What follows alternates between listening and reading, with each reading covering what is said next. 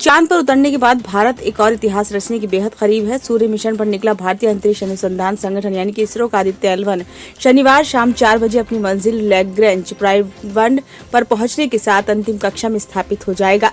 यहां आदित्य 2 वर्ष तक सूर्य का अध्ययन करेगा और महत्वपूर्ण आंकड़े जुटाएगा। भारत के इस पहले सूर्य अध्ययन अभियान को इसरो ने 2 सितंबर को लॉन्च किया था। L1 पॉइंट के आसपास के क्षेत्र को हेलो ऑर्बिट के रूप में जाना जाता है, जो सूर्य पृथ्वी प्रणाली के बीच मौजूद 5 स्थानों में से एक है, जहां दोनों पिंडों का गुरुत्वाकर्षण प्रभाव के बीच साम्यता है। मोटे तौर पर ये वह स्थान है जहां दोनों पिंडों की गुरुत्व शक्ति एक दूसरे के प्रति संतुलन बनाती है। पृथ्वी और सूर्य के बीच इन 5 स्थानों पर स्थिरता मिलती है, जिसे यहाँ मौजूद वस्तु सूर्य या पृथ्वी के गुरुत्वाकर्षण में नहीं फंसती है।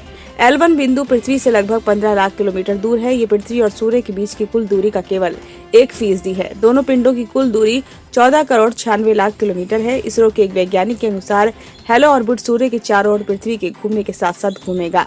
इंडियन इंस्टीट्यूट ऑफ एस्ट्रोफिजिक्स के निदेशक अन्नपूर्णी सुब्रमण्यम के मुताबिक अंतिम कक्षा में पहुंचना काफी चुनौतीपूर्ण है और ये पहली बार है कि इसरो इस तरह का प्रयास कर रहा है। वहीं आदित्य L1 अभियान के अंतरिक्ष मौसम और निगरानी समिति के अध्यक्ष सौर भौतिक के विज्ञान दिव्येंद्र नदी कहते हैं कि बेहद अहम है कि अंतरिक्ष यान की गति और प्रक्षेप पथ को बदलने के लिए थ्रस्टर्स की अचूक फायरिंग की जाए, क्योंकि पहले प्रयास में इच्छित कक्षा हासिल नहीं हुई तो बाद में सुधार के लिए कई बार थ्रस्टर फायरिंग की जरूरत होगी। इसरो के इस अभियान को पूरी दुनिया में उत्सुकता से देखा जा रहा है, क्योंकि इसके साथ पेलोड और घटनाओं का व्यापक अध्ययन करेंगे और वैश्विक वैज्ञानिक समुदाय का डाटा मुहैया कराएंगे, जिससे सभी सूर्य के विकिरण कणों और चुंबकीय क्षेत्रों का अध्ययन कर पाएंगे। अंतरिक्ष यान में एक कोरोनाग्राफ है जो वैज्ञानिकों को सूर्य की सतह के बहुत करीब देखने और नासा व यूरोपीय अंतरिक्ष एजेंसी के सौर और हेलियोस्फेरिक वेधशाला मिशन के डाटा को पूरा डाटा मुहैया कराएगा, क्योंकि आदित्य L1 अपनी स्थिति में स्थित एकमात्र वेधशाला है। आदित्य L1 15 लाख किलोमीटर के लंबे सफर के आखिरी पड़ाव में पहले ही पहुंच चुका है। ये बेहद महत्वपूर्ण है। शनिवार शाम आदित्य अपनी मंजिल पर पहुंच जाएगा। थ्रस्टर्स की मदद से आदित्य L1 को हेलो ऑर्बिट में स्थापित किया जाएगा, ताकि अलग अलग कोण से सूर्य को देखा जा सके। L1 बिंदु पर रहने से ये पृथ्वी के लगातार संपर्क में रहेगा। एस सोमनाथ, इसरो प्रमुख।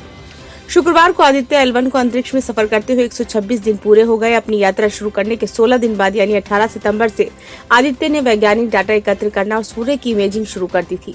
वैज्ञानिकों को अब तक L1 से और सौर उज्ज्वलाओं के high energy X ray full solar disc image मिल चुके हैं।